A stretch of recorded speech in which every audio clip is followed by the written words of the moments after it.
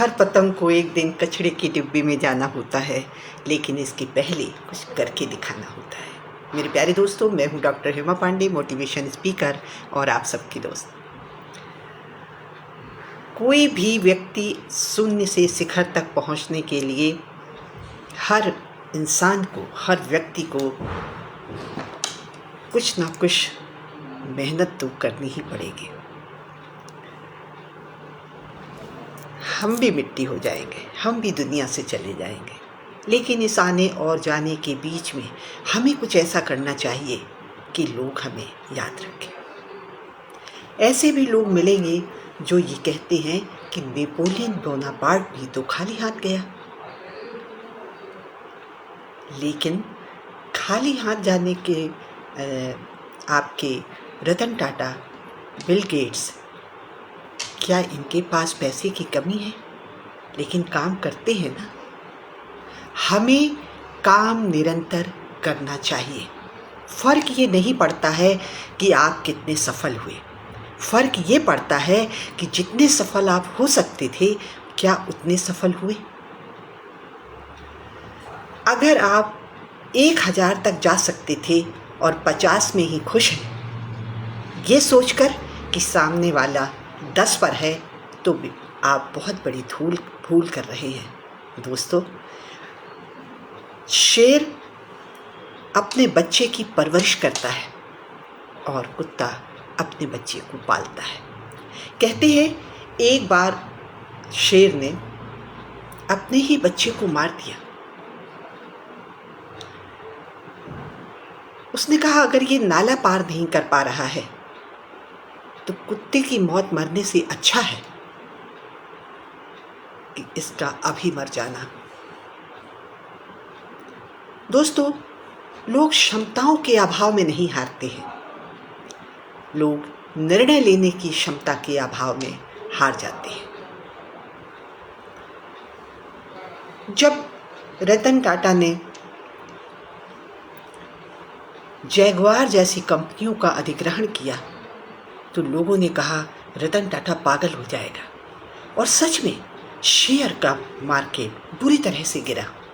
लेकिन रतन टाटा की एक लाइन मुझे आज भी याद है, मैंने कहीं पढ़ी थी कि मैं निर्णय लेता हूँ, निर्णय मैं सही नहीं लेता हूँ, लेकिन मैं उन्हें सही करके बताता हूँ।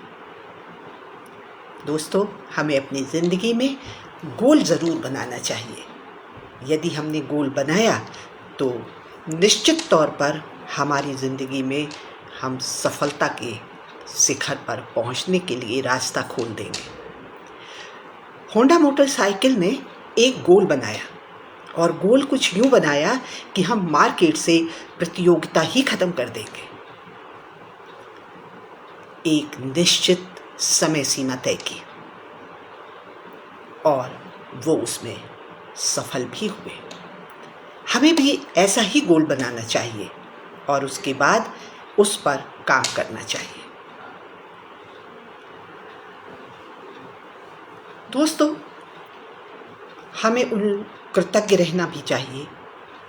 चार्ल्स प्रम एक बार बैठे हुए थे एक रेस्टोरेंट, और एक वहाँ पर बैरा आया और पास में आकर बोला, सर आप चार्ल्स प्रम हैं? उन्होंने कहा हाँ। तो बोले, आखिरी बार पैरासूट मैंने ही बांधा था सर आपका। वो उठ के खड़े हो गए, उसे गले लगाया, उसे खाना खिलाया और उसका एहसान मंद हुए, उसके कृतज्ञ हुए। दोस्तों, ज़िंदगी में अगर सफल होना है, ज़िंदगी में सुकून पाना है, तो हमें उन सभी लोगों के प्रति कृतज्ञ होना चाहिए जिन्होंने इंच मात्र भी हमारा सहयोग किया है। एक बार माँ सीता अशोक वाटिका में बैठी हैं और वहाँ पर हनुमान जी आते हैं, तो उनका हालचाल लिया, और उसके बाद जब उन्हें पकड़ लिया गया, ब्रह्मास्त्र के में बांधने के लिए आए, तो उन्होंने ब्रह्मास्त्र का सम्मान सोच करके वो उसमें बंध गए और दरबार में ले जाए गए तो दोस्तों आपको पता ही है कि उनकी पूंछ में मिट्टी का तेल और कपड़ा बांध करके उन्हें जला दिया। उनकी पूंछ को कपड़ा बांध के जलाया। इससे बढ़िया मैनेजमेंट कहीं भी आपको देखने को नहीं मिलेगा। वहीं का कपड़ा, उन्हीं का तेल और जलाया भी उन्हीं को। खुद का एक पैसा भी नहीं लगा। तो दौड़ी दौड़ी एक सेविका आई और सीता माँ से बताया, कहने लगी आपके जो दूत आए थे उनको कपड़ा उनकी पूंछ में बांध करके उनमें आग लगा दी जाएगी और वो जल जाएंगे। सीता माँ थोड़ी परेशान हुई और उन्होंने माँ अग्नि से को आवाहन किया और कहा कि आप ठंडी रहना, क्योंकि वो मेरे बेटे जैसा है, मेरे काम के लिए आया है, उसे कष्ट नहीं होना चाहिए। दोस्तों, इतनी लंका पूरी जला दी, लेकिन हनुमान जी की पूंछ, मतलब उनका बाल बांका भी नहीं हुआ। ऐसा कैसे हो सकता है दोस्तों? तो जब भी कभी अप्रत्याशित सफलता आपके जीवन में आ जाए तो आप कृतज्ञ रहिएगा। आपका 30 साल का बेटा लाखों कमाने लगा, ये आप उसका श्रेय खुद मत लीजिए। उस बेटे को भी नहीं लेना चाहिए। उसे सोचना चाहिए कि निश्चित तौर पर इस धरा से ऊपर बैठे जो लोग हैं, किसी ने मेरे लिए हाथ जोड़ रखे हैं, क्योंकि ये आसान नहीं है, बहुत मुश्किल होता है। हर बार हमेशा कृतज्ञ रहना, थैंक्सफुल रहना। जैसा हम दुनिया को देखते हैं, हमें वैसी ही दुनिया नज़र आती है। एक बार रामदास रामायण सुन रहे थे।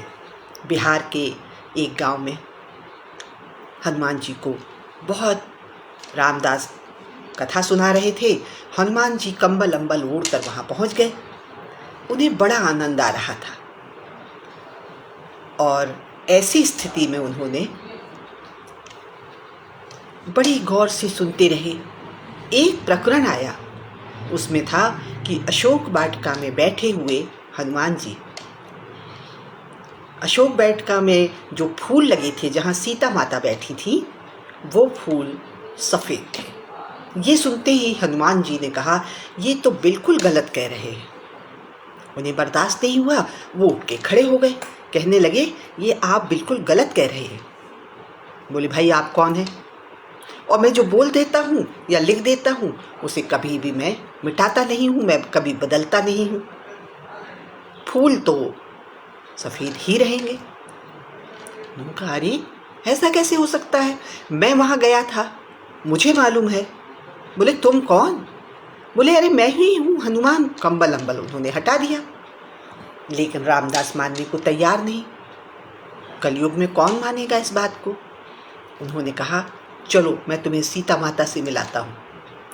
वो भगवान राम के पास पहले गए। भगवान राम से कहा कि आज तक मैंने जितनी भी इन्होंने कहानी सुनाई, वही भगवान आप, लक्ष्मण, वही सारा माहौल, लेकिन अब तो ये बिल्कुल झूठ बोल रहे हैं। कह रहे हैं फूल सफ़ेद थे। राम ने कहा, जैसा कि पिता कहता है। अरे छोड़ो, तुम्हें क्या करना है? फूल लाल हों सफ़ेद हों, तुम पंगा क्यों ले रहे हो? हनुमान जी कहने लगे, अरे वाह, गया तो मैं था, आप थोड़ी गए थे। भगवान राम ने कहा, जाओ सीता माता से बात करो, हमें कुछ नहीं पता है। जैसा कि एज यूजुअल बच्चे माँ के पास जाते हैं और माँ समाधान निकालती ही निकालती है। माँ सीता से भी उन्होंने यही कहा। माँ सीता ने कहा, हनुमान तुम क्यों इस चक्कर में पड़ रहे हो? ये कलयुग है, यहाँ पर कोई फ़र्क नहीं पड़ता है। बोले, नहीं, ये तो गलत मैसेज जाएगा सीता माँ, ये गलत मैसेज जाएगा, फूल तो लाल ही थे। माँ सीता ने कहा, हनुमान जी तुम ठीक कहते हो। जिस समय तुम्हारी माँ सीता को कोई हर लाया था, क्रोध से तुम्हारा शरीर कांप रहा था और तुम्हारी आंखें लाल थी। ऐसे में तुम्हें सफ़ेद फूल भी लाल नजर आ रहे थे। फूल तो सफ़ेद ही थे। दोस्तों, हम भी जैसी नज़र से देखते हैं हमें वो चीज़ें वैसी ही दिखाई देती हैं। तो हमेशा अच्छी नज़र से, अच्छी नीयत से, अच्छे माहौल से हमें इन चीज़ों को देखना चाहिए, चाहे रिश्ते हों, चाहे आपस के संबंध हों। क्योंकि जब भी हम अपने बॉस के लिए गलत थिंकिंग रखेंगे, गलत सोचेंगे, तो वो गलत ही नज़र आता है। इसलिए हमेशा अच्छी नज़र रखो, अच्छी नीयत रखो, तो हमें सब अच्छे होते हैं। इसलिए कहावत भी कहते हैं कि जो जैसा होता है उसको वैसा ही नज़र आता है। इसलिए हमें हमेशा अच्छा सोचना चाहिए, अच्छा दूसरों के लिए नीयत अच्छी रखनी चाहिए। अब आता है सफलता के लिए और क्या चाहिए। जब युद्ध हुआ राम रावण, तो धरा पर गिरने के बाद भगवान ने कहा, जाओ लक्ष्मण, परम योगी, जानकार, विद्वान, तुम जाकर रावण से कुछ शिक्षा ले लो। पहले तो लक्ष्मण को बड़ा अजीब सा लगा, दुश्मन से, लेकिन नहीं, दुश्मन ही हो तो भी हमें अच्छी बातें अगर उसकी हैं तो हमें अच्छी बातें सीखना चाहिए। और ऐसी परिस्थिति में उन्होंने लक्ष्मण ने राम के आदेश का पालन किया और जब वो वहाँ गए तो सिर के पास खड़े हो गए। लेकिन रावण एकदम मौन रहा, कुछ भी नहीं कहा। उन्होंने कहा, भाई क्या हुआ? ये तो राम की तरफ देखने लगे लक्ष्मण। उन्होंने कहा, जब भी किसी से कुछ सीखना हो तो पैरों पर बैठकर सीखिए, सिर पर चढ़कर नहीं सीखा जाता है। यानी हमें हमेशा नम्रता रखनी होगी, हमें हमेशा झुक कर रहना होगा अगर हमें किसी से सीखना है, क्योंकि वो हमारा गुरु है। और फिर लक्ष्मण ने उसके पास, पैरों के पास जाकर कि मुझे ज्ञान दीजिए। रावण ने कहा, ज्ञान व्यान तो ठीक है, लेकिन आप मुझे बताइए कि मैं विद्वान, मेरा राज्य इतना बड़ा, तुम चंद बंदर लेके आए और उसके बाद तुम जीत गए, इसका कारण क्या है? दोस्तों, कितना अच्छा जवाब दिया भगवान राम ने। उन्होंने कहा, चलो जाने दो। उनका नहीं, आप बताइए। तब उन्होंने बताया कि चरित्रवान होना जिंदगी में सफलता के लिए बेहद ज़रूरी है। जिनका चरित्र गिर जाता है वो कभी भी शिखर पर पहुंचकर भी बैठे नहीं रहते, नीचे आके गिर जाते हैं। और इसीलिए कहते हैं, पैसा कमाना और कमाते रहना दोनों में बहुत अंतर होता है। सफल रहना और सफलता बनाए रखना बहुत बड़ी बात होती है, और वो तभी संभव है जब आप चरित्रवान होंगे, जब आपकी नीयत अच्छी होगी, तो तभी आपको बरकत होती है। कामयाबी मिल सकती है, ऐसा नहीं है, कामयाबी मिलती है, लेकिन आप वहीं के वहीं फिर लौट जाते हैं, वो लक्ष्मी फिर से वापस चली जाती है अगर आपकी नीयत ठीक नहीं है, अगर आपका चरित्र ठीक नहीं है।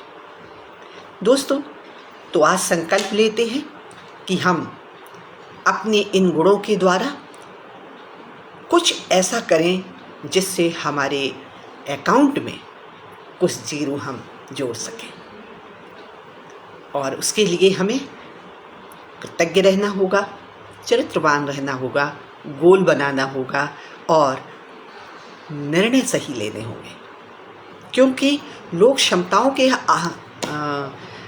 की वजह से नहीं हारते हैं, लोग हारते हैं निर्णय लेने की क्षमता के। इसलिए निर्णय क्षमता तो भरपूर होती है, निर्णय नहीं ले पाते हैं। इसलिए हमेशा सोच समझकर हमें फैसले लेने चाहिए, कृतज्ञ होना चाहिए। कितनी भी ऊंचाई पर दोस्तों पहुंच जाओ, लेकिन हमें इंच मात्र भी किसी ने हमारा सहयोग किया है तो उन्हें नहीं भूलना चाहिए, कि आज हम ऊंचाई पर पहुंच गए हैं तो अपने उस गुरु को भूल गए जिसने रास्ता दिखाया था। तो कृतज्ञ होना चाहिए, थैंक्सफुल होना चाहिए और चरित्र अपना हमेशा अच्छा रखना चाहिए। और हमें केवल एक ही चीज़ के लिए नहीं कि हम आर्थिक रूप से मजबूत बने, हमारा चरित्र भी अच्छा हो, हमारे रिश्ते भी अच्छे हों, हम दूसरे के लिए हेल्प भी हों, हेल्पर भी हों। ऐसी चीज़ों को अपनाकर हम शून्य से शिखर पर पहुंच सकते हैं और वहां पर टिक कर रह भी सकते हैं। आज इतना ही। जय हिंद, जय भारत, नमस्कार। चलते चलते बस एक ही बात कहूँगी कि इत्र से कपड़ों को महकाना कोई बड़ी बात नहीं, मज़ा तो तब है जब खुशबू किरदार से आए, और किरदार से खुशबू आने के लिए इन गुणों को अपनाना ही होगा। जय हिंद, जय भारत, नमस्कार।